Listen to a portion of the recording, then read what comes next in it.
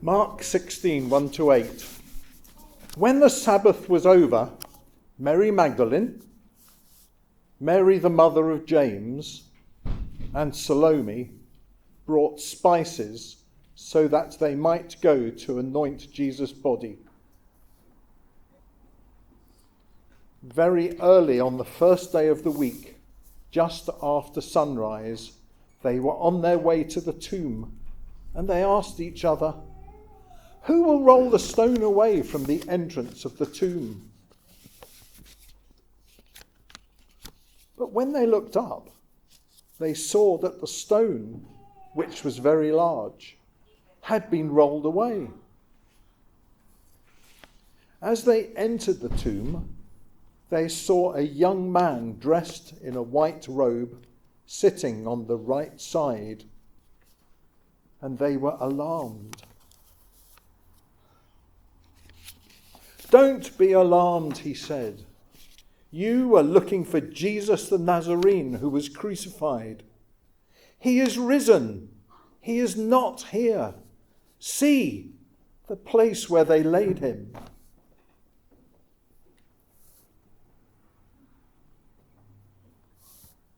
But go, tell his disciples and Peter, he is going ahead of you into Galilee.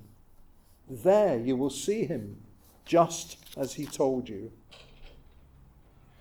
Trembling and bewildered, the women went out and fled from the tomb.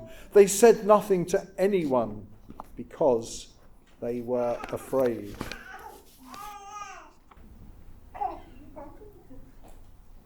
Good morning. My name is Sherlock Holmes. Dr. Watson and I are on holiday. Very lovely warm here. And we've been asked to help with an investigation into a mystery. It's a big mystery. It's the missing body, a mystery of the missing body.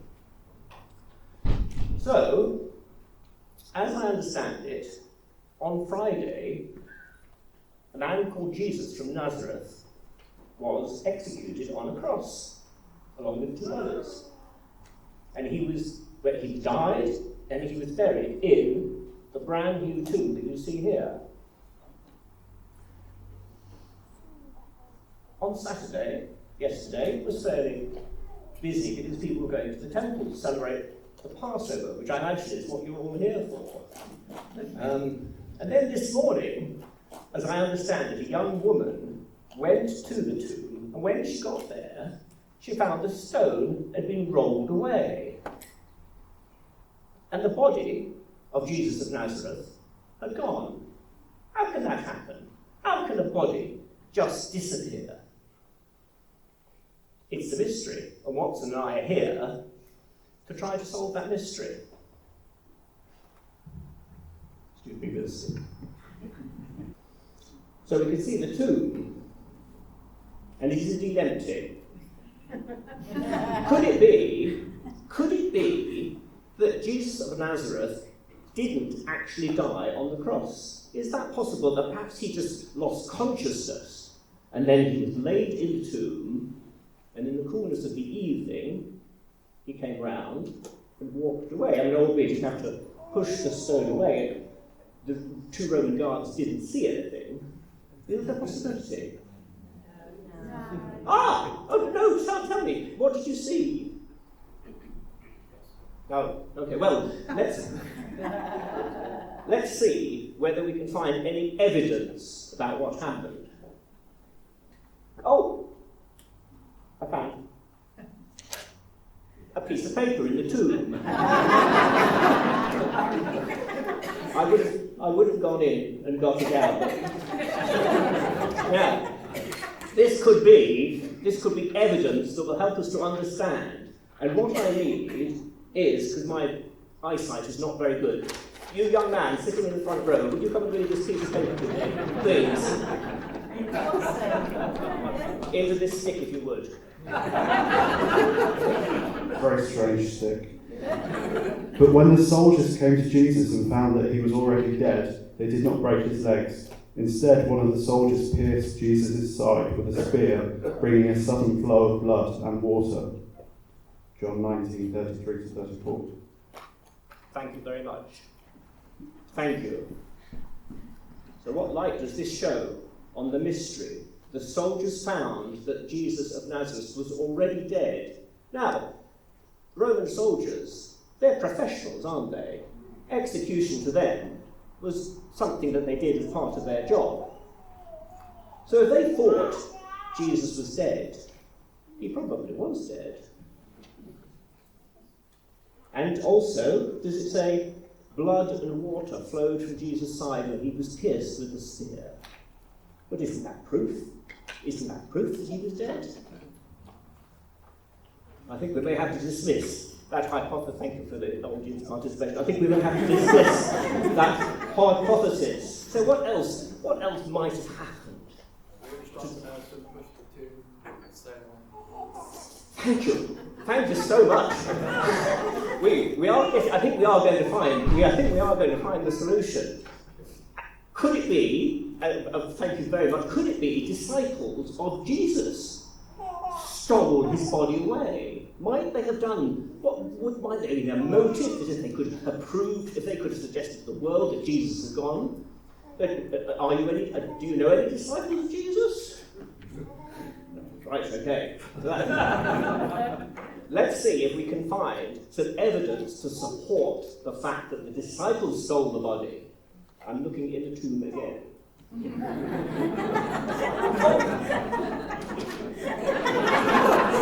What looks like a diary sheet. Somebody has written an account. Now, again, my eyesight is not very good. Madam in the lemon pink thing at the back. Would you mind reading for me, please, into this stick?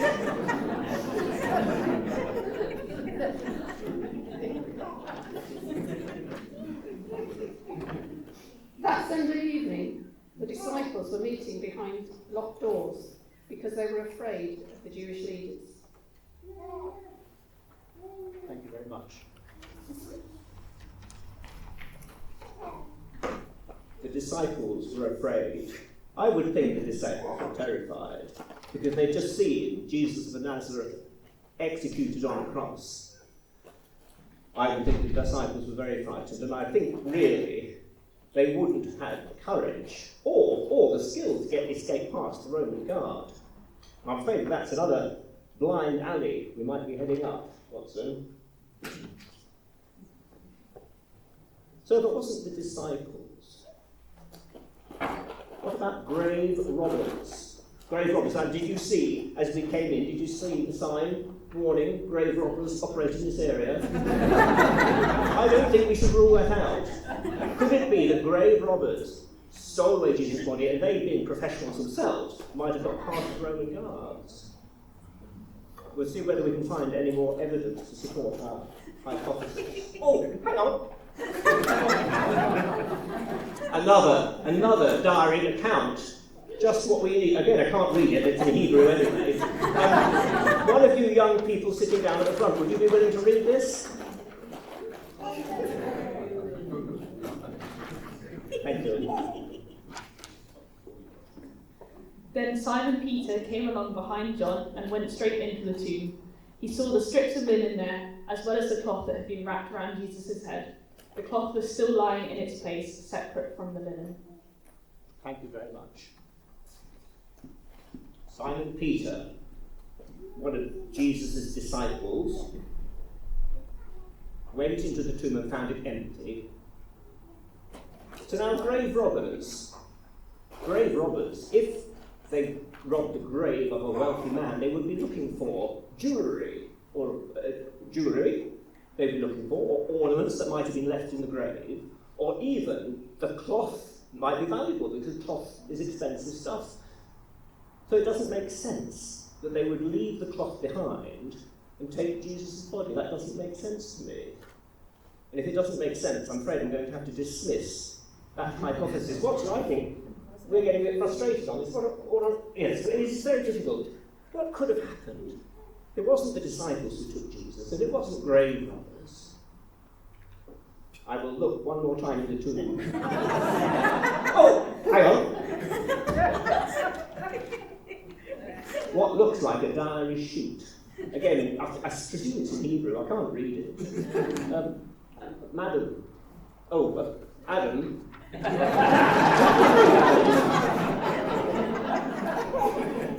Yes, I was getting your mother-in-law. The angel said, "Don't be alarmed, you are looking for Jesus, the Nazarene, who was crucified. He has risen, he is not here." Thank you very much. An angel meeting somebody? Yes. Ridiculous. I mean, Watson and I have seen a lot of crime, but we've never come across an angel, not in London anyway. So that is almost impossible, I would say. Having said which, it would be useful if I could speak to the woman in question. Now, hopefully, she's not too far away. So, what I may do... Hopefully, she's not too far away. What I'm going to do is I'm going to go and look for the woman and come back in just a minute. I'm pleased to say that I have located a woman who says...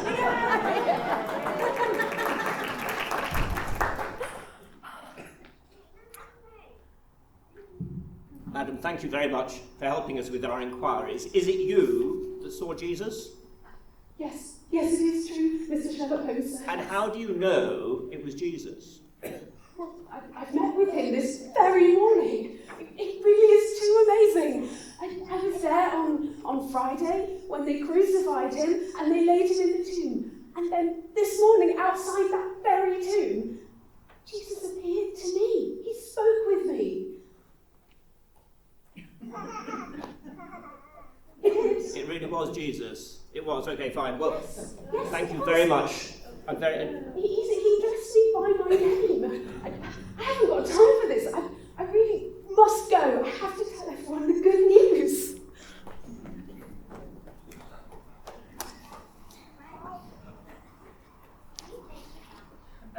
Well, as I say, this doesn't happen in London.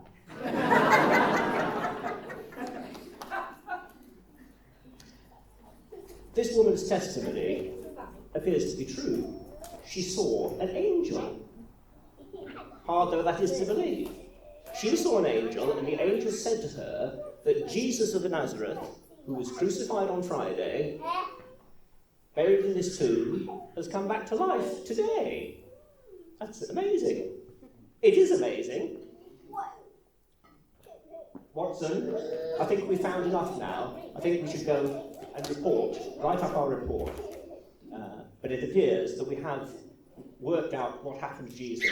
He was died, he was buried, and now he's come back to life. A holy mystery. I wonder if anyone's got a favourite film. Anyone got a favourite film? Yes?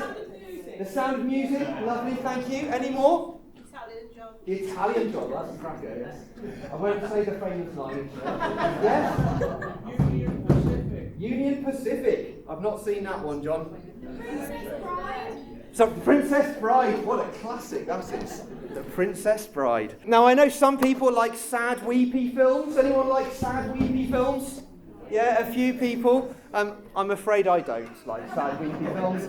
I like films with a happy ending. I like films that offer a bit of escapism to let me lose myself for a couple of hours, where the good hero wins and the baddie loses. But usually in a film, even one with a happy ending, there's usually a sad bit, isn't there? Where everything goes wrong. Yeah? Do you know what I mean? Here's a few examples. Toy Story, where Buzz thinks he's a real space ranger, and that he can fly. And so he jumps, and he can't fly because he's just a toy. And he falls, and he breaks his arm, and he knocks himself out, and it's very sad. Inside Out 2, this is Riley, if you've not seen it. She has a panic attack because anxiety wins in headquarters. In Frozen, Elsa crying over her sister Anna. Anna's been frozen to save Elsa's life. and Elsa thinks that her sister is lost forever. In The Lord of the Rings, right at the very end, Frodo is in the fires of Mount Doom, and he won't throw the ring in. He takes it for himself. Imagine if you walked out of the cinema or turned the telly off in those moments. You'd have a very different idea of those films, wouldn't you? You'd be left with Buzz with a broken arm. You'd be left with Riley having a panic attack, with Anna frozen, with Frodo having taken the one ring for himself. For some people, Jesus' story ends at Mark chapter 15. Jesus is dead and buried in someone's tomb. A stone rolled across the entrance. He did some good things. Maybe he even healed a few people. And he was a really great teacher. Better than the best teacher you ever had at school. Sorry, Janet. Although she wasn't my teacher. But that's all. That's all he was. And then he was killed. Some of us might enjoy the Easter greeting. He's risen indeed. Alleluia. We might enjoy church. We might try to live a good life following the teachings of Jesus. But in truth, we live as if Jesus' story ended in Mark 15. We don't live as if Jesus rose from the dead. We don't live as if his life is stronger than death. We don't live as if he has conquered the powers of evil, paid the price, taken away our sin. We don't live as if he's done it all as a gift that we don't have to earn and couldn't anyway if we tried. For some of us, it's like we walk out of the film before the end. Others of us venture into Mark 16, which we've heard read today. The stone is gone, in verse 4. The tomb is empty, in verse 5. You can check later, it's down there. The angel utters 7 glorious words. He is risen, he is not here, in verse 6. For these people, Jesus is more than simply a healer, more than simply a teacher. We believe it, but we get stuck at verse 8. Trembling and bewildered, the women went out and fled from the tomb. They said nothing to anyone because they were afraid. Mark 16 is a very strange way to end the gospel. For starters, someone important is missing from it. Any guesses? Jesus. Jesus isn't in Mark 16. There's a long ending which was added a few hundred years later, but Mark's original ending, there is no Jesus. There's no miraculous catch of fish. There's no breakfast on the beach. There's no visits to the upper room. There's no great commission. The women know the tomb is empty, but in verse 8, they say nothing to anyone. And that's it. They're afraid. Have we lost a page, maybe? Maybe something happened to Mark while he was writing and he never finished it. Did he mean to end it so abruptly? It's an interesting question for some, but it's also one of these. That is a red herring, by the way. Because although Mark wrote the words, the author is the Holy Spirit. What is going on here? You see, I think the women's response was natural. This was too much, too big, too scary. We can respond in the same way. We can be confused by the Easter story. What does it mean? We can run away. I don't want to deal with that right now. We can be afraid. What if it's too good to be true? And what about all those other things I care about? What about work? What about exams? What about school? What about putting food on the table? What about what others think of me? We can be afraid. There's a lot in life that scares us. Like doubt, fear is natural, normal, common to many of us. The final word of Mark's gospel is afraid. But fear was not the end of those women's story. And it doesn't have to be the end of yours. See, there's a lot of fear in Mark. There's fear of the storm, fear of the crowds, fear of being wrong, fear of being found out, and now the women are afraid and run away. But that is not how their story ended. And yours doesn't need to end there either. There is so much more. In verse 7, The young man said, "Go, tell Jesus' disciples and Peter, he is going ahead of you into Galilee. There you will see him just as he told you." They had a choice.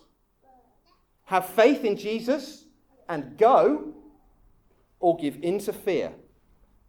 And that's the choice we have today. Now we know they did go.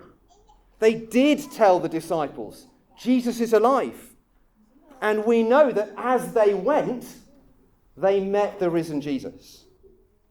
They chose not to give in to fear, but to have faith in Jesus. And as they went, they met him. You see, faith is not about having the right words or knowing all the answers or being born in a Christian country or being baptized as a baby. For Mark, faith in Jesus means going.